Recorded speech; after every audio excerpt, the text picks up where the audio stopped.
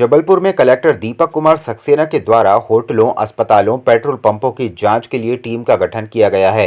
Team द्वारा निरीक्षण कर नियम विरुद्ध चल रहे संस्थानों पर कार्रवाई की जा रही है। इसी कड़ी में आज जांच दल की टीम पनागर के बरौदा चौराहे में स्थित 3 मंजिला नर्सिंग होम को जांच दल ने नर्सिंग होम को सील करने की कार्रवाई की है।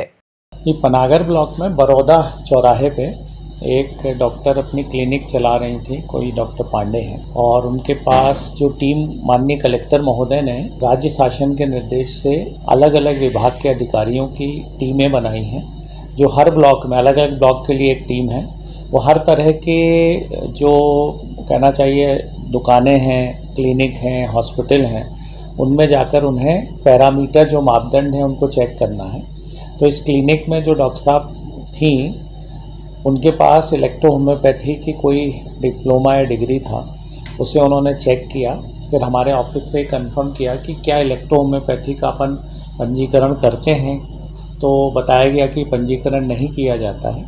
लेकिन उनकी क्लिनिक में जैसा बताया टीम ने कि एक पेशेंट को सलाइन की ड्रिप चढ़ी हुई थी, एलोपैथी से संबंधित इंजेक्शन्स वहाँ पाए गए, पहली मंजिल पर पलंग पड़े हुए थे। इसके साथ साथ जैसा बताया गया कि साहब एक कक्ष ये है जहाँ ये ऑपरेशन कक्ष है, वहाँ कुछ पाया नहीं गया, न किसी का ऑपरेशन हुआ देखा गया।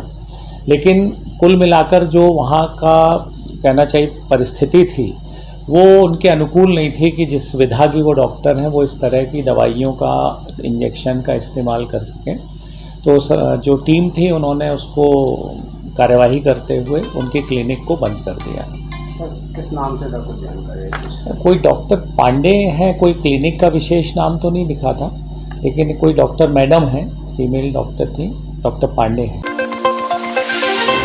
रेलवे स्टेशन पर अमानक एवं मिलावटी खाद्य पदार्थों की विक्रय की प्राप्ति शिकायतों पर खाद्य सुरक्षा प्रशासन, खाद्य विभाग एवं नगर निगम की टीम ने रेल सुरक्षा बल के साथ छापामार जांच की। खाद्य पदार्थों में अमानक होने की आशंका होने की कार्रवाई की गई।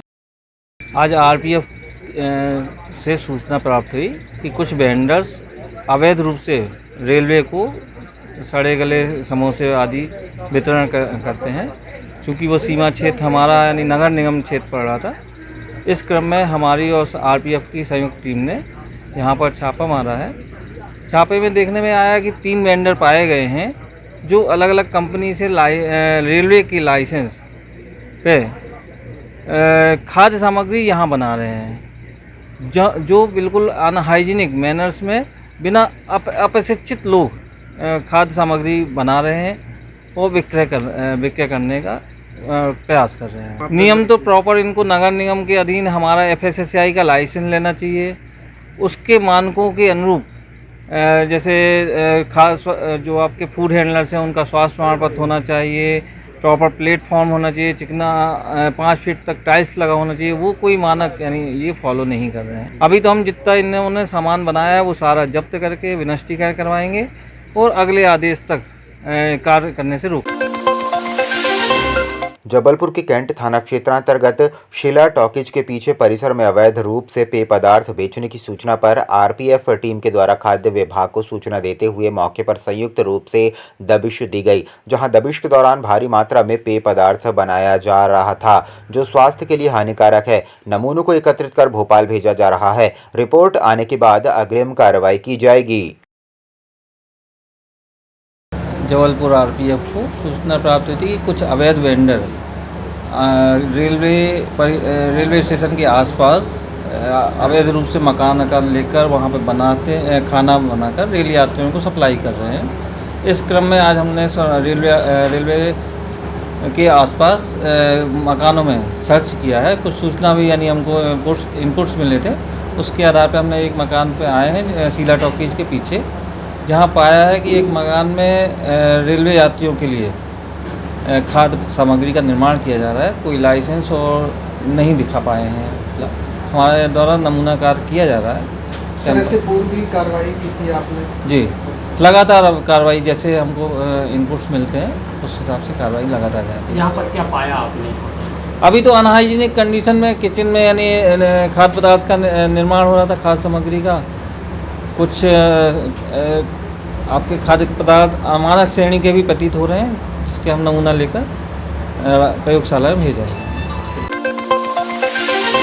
नेताजी सुभाष चंद्र बोस मेडिकल अस्पताल परिसर में एम्बुलेंस माफिया और बदमाशों की गुंडागर्दी चरम सीमा पर पहुंच रही है। बीती रात दहशतगर्द बदमाशों की गैंग ने शास्त्री नगर बाजना मठ में हवाई फायर करते हुए तेज रफ्तार हाईवा से घर की दीवार तोड़ दी। यह विवाद बंद होंडा टैक्स मांगने को लेकर चल रहा था।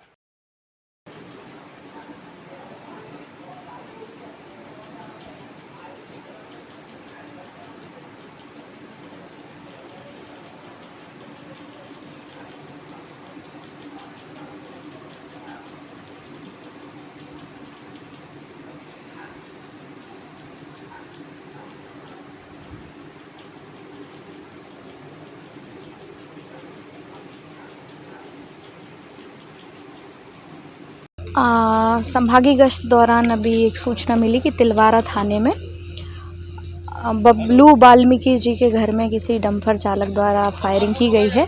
उसकी तस्दीक की जा रही है। परिजनों ने जो है एम्बुलेंस का व्यापार जो कि ये मेडिकल में करते हैं उसको लेकर के विवाद होना बताया है और उसमें अभी संदेही बड्डू का नाम लिया जा रहा है और अन्य कोई लोगों के नाम भी ये लोग बता रहे हैं जिसकी तस्दीक भी की जाती है। फायरिंग की भी बात की जा रही है, कुछ खोखे भी बरामद हुए हैं पुलिस को। अभी जांच चल रही है, इन्वेस्टिगेशन उसकी तस्दीकी चल रही है, उसके बाद ही कुछ बता पाएंगे।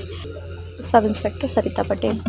सर, हमारे पति बहुत समय से एम्बुलेंस चला रहे हैं मेडिकल में, लगभग 16 साल हो गए हैं। अब उसी से चलता है रोजी रोटी। अचानक ये बड्डू पटेल, जिट्टू पटेल, अमित पटेल और हर्ष क्या नाम है उसका? हर्ष यादव और श्रीकांत राय, ये 4 लोग और इनके साथी मिलके हमारे बिजनेस को वहाँ पे चलने ही नहीं दे रहे हैं। बोल रहे हैं वहाँ पे नहीं करने देंगे। इस चीज़ को लेके हमने आवेदन भी दी, कंप्लेंट भी दी उनके नाम पे, मतलब केस बाकायदा सारी ISP ऑफिस में आवेदन दिया हमने, IG ऑफिस में दिया, कलेक्टर साहब को दिया। आज क्या हुआ है यहाँ पे? आज वही हुआ सर कि बिजली हमारा लड़का गया मेडिकल गाड़ी लेके, आज भी वही हुआ कि तुम लोग गाड़ी लेके नहीं आओगे, तोड़ देंगे, बिजनेस नहीं करने देंगे, तुम लोग को गाड़ी चलवाने ही नहीं देंगे। बस उसी को लेके फिर विवाद हुआ। क्या करके गए लोग यहाँ? फायरिंग करके गए, घर पे डंपर चलाया, पूरी दीवार तोड़ के गए। मध्य प्रदेश हाईकोर्ट ने नाबालिग छात्रा के साथ छेड़खानी करने के मामले में आरोपी को अनोखी शर्त पर जमानत दे दी। कोर्ट ने इसके बदले आरोपी को 2 माह तक हर शनिवार रविवार भोपाल जिला अस्पताल में मरीजों को निःशुल्क सेवा करने की शर्त पर जमानत दी है। पाठक जी का ऑर्डर है और ये थोड़ा सा अलग ऑर्डर है, जनरली ऐसे ऑर्डर होते नहीं है। ये एक अभिषेक शर्मा इसमें एप्लीकेंट था, ये एक्यूज था। इसके पड़ोस में रहने वाली एक लड़की जिसकी एज लगभग 17 साढ़े 17 साल होगी, उसने ये रिपोर्ट करी कि अभिषेक उसका पीछा करता था, परेशान करता था, उससे बोलता था कि मैं तुमसे प्यार करता हूँ, तुम इससे शादी करोगे तो मैं मर जाऊँगा। हाथ में टैटू वगैरह उसने बनवा लिया। She lodge the FIR against the applicant की ये मुझे परेशान करता है। ये एप्लीकेशन हमने जब 439 की एप्लीकेशन यहाँ मूव की जमानत के लिए, तो कोर्ट ने इसको बहुत संदिग्ध से लिया। एप्लीकेंट के पेरेंट्स को यहाँ पर कॉल किया, उनको समझाइश दी। पहली बार न्यायालय में ऐसा हुआ कि उन्होंने समझाइश दी। चूँकि ये जो एप्लीकेंट है अभिषेक है, इसकी एज 21 साल है और ये BBA स्टूडेंट फर्स्ट ईयर का स्टूडेंट है। तो कोर्ट ने अभी फिलहाल इसको 2 महीने की टेम्प्रेरी बेल दी है और उन्होंने कुछ कंडीशन इम्पोज किए हैं कि जैसे ये बेल पर छूटने के बाद प्रोसिक्यूटर्स को इन्फ्लुएंस नहीं करेगा, उसके पेरेंट्स को प्रेशर नहीं करेगा कि वो कॉम्प्रोमाइज़ करें। इसके अलावा आसपास के लोगों की सेवा करेगा। सबसे महत्वपूर्ण जो कंडीशन कोर्ट ने लगाई है, ये नॉर्मली ऐसा होता नहीं है, कोर्ट ने फर्स्ट टाइम किया और एक अच्छी पहल है न्यायालय की। उन्होंने ये इम्पोज किया है कि शनिवार और सैटरडे और संडे को ये गवर्नमेंट हॉस्पिटल जाएगा, जहाँ पर कि जो मरीज लोग हैं उनकी सेवा करेगा, अपनी सर्विस देगा। और पिपलानी थाने के SHO को कोर्ट ने ये लिखा है कि यदि 2 महीने में एप्लीकेंट का अभिषेक का कंडक्ट सही रहता है, अच्छा रहता है, तो कंटिन्यू हम एप्लीकेशन बेल अलाउ करेंगे। और इन केस इसकी कोई कंप्लेंट आती है either from the side of prosecutors या कोई दूसरा व्यक्ति इसकी कंप्लेंट करता है कि इसके कंडक्ट में कोई बदलाव नहीं हुआ है, कोई सुधार नहीं हुआ है, तो prosecution is liberty to file an cancellation application. तो एक अनोखा ऑर्डर है न्यायालय का, एक अच्छा ऑर्डर है। इससे निश्चित तौर पे अपराधियों पर भी प्रभाव पड़ेगा। एक अपराधियों को ठीक करने की दिशा में भी न्यायालय की पहल है, एक अच्छा है।